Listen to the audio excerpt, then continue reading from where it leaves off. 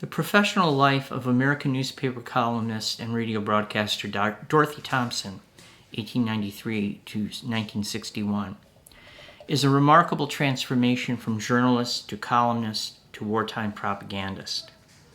As the British, French, and Americans succumbed to the temptations of appeasement before World War II, Dorothy Thompson's columns and radio talks called for the abandonment of U.S. neutrality legislation long before such opinions were politically popular. Although other journalists, as we shall see, espoused the internationalist, anti-isolationist policies of the FDR administration, Thompson's career is unique due to her early conviction that Hitler would lead the world to war, as well as her association with fronts for British intelligence working in the United States, as well as her wartime and post-war connections to American intelligence. Karen Dearlove's 2009 dissertation, From Europe to the Nations, American Journalistic Perceptions of European International Relations, 1933 to 1941, examined how Dorothy Thompson and 5 other American journalists viewed and interpreted European events for the American audience. The other journalists were Arthur Kroc, Walter Lippmann, John Gunther, Frida Kirschway, and Anne O'Hare McCormick. Dearlove examines the interpretive frameworks, i.e. the themes behind their writing. One belief that the 6 journalists shared was the superiority of American politics and policies over the European model. The second was the moral supremacy of the New World over the Old World, in which a nation of largely Anglo-Saxon stock based on the dominance of white men gave rise to the success of the American experiment.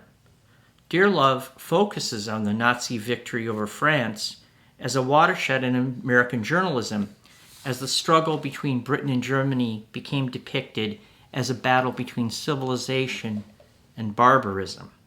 This framing of the struggle was used to argue for American intervention and the abandonment of isolationism as a policy. As a Canadian woman receiving her doctorate from McMaster University, Dearlove has an important perspective that an American scholar might not have. She views Dorothy Thompson and the rest of her subjects, both male and female, as accepting, if not celebrating, American exceptionalism. In her introduction, Dearlove states that all the journalists she researched had, quote, assumptions about the overarching national distinctiveness of the United States that shaped their interpretations of the mounting crisis in Europe. The concept of American exceptionalism, indeed, changes over time. In the post-Great War era, during which Thompson and the others lived, the common ideal of the United States was that of a world power set apart from the ways and power politics of the old one.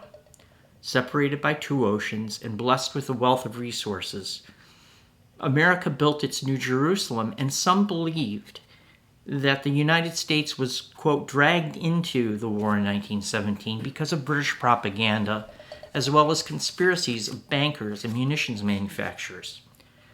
To those Americans, American exceptionalism was sullied by the murderous hatreds of the Old World.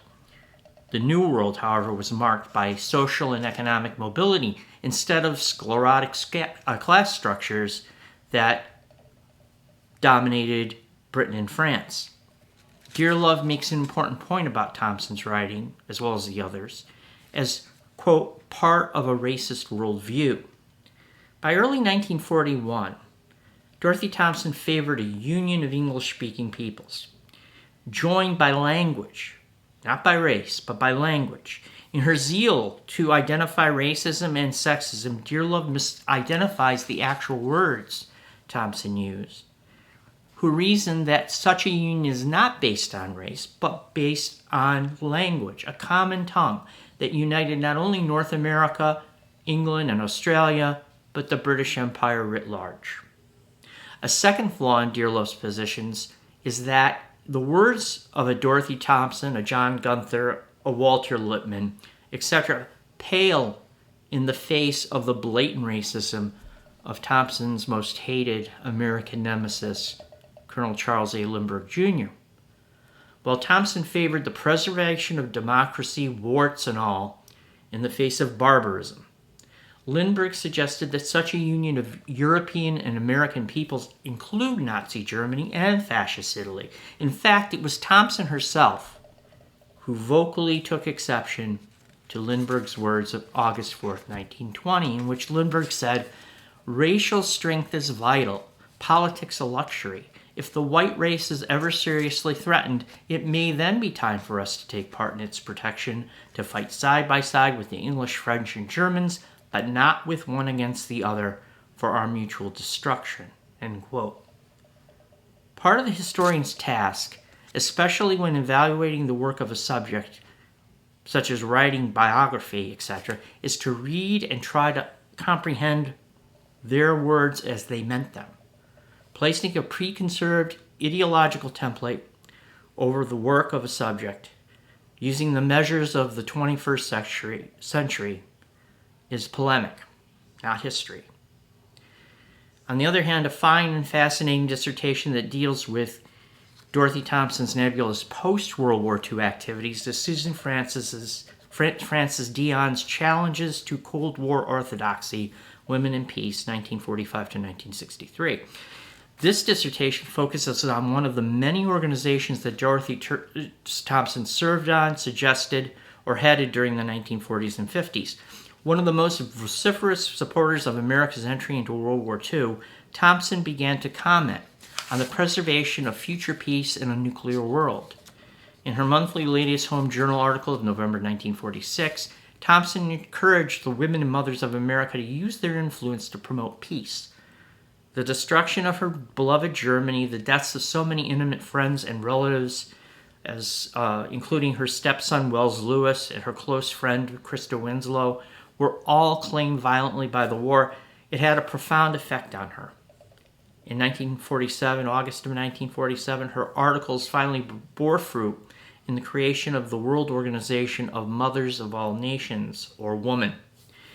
The organization's activities were not unlike her 1941 organization in favor of democratic ideals against Nazism, the Ring of Freedom.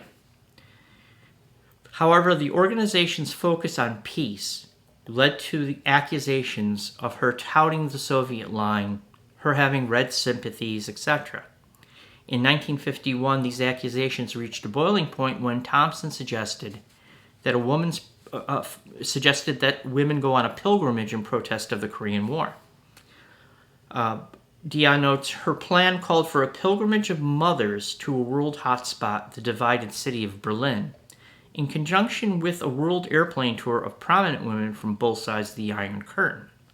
Dion's thorough examination of Dorothy Thompson's papers at Syracuse University provide an interesting view of a little-known and rather minor controversy in her long and storied career. The woman controversy is rich in irony, especially since Miss Thompson was accused of anti-Semitism at the time for her opposition to the Zionist annexation of Palestinian lands after the 1947 war. She was accused of communist sympathies for her activities with organizations such as Women, and at the same time, she was recruited to lead the American Friends of the Middle East, AFME, which was an organization totally aligned with U.S. Arabist foreign policy, funded and administered by the Central Intelligence Agency and the Saudi American oil company Aramco. Dion's dissertation adds new dimensions to what is a little studied and narrow aspect of Thompson's life and bears further investigation. Thank you.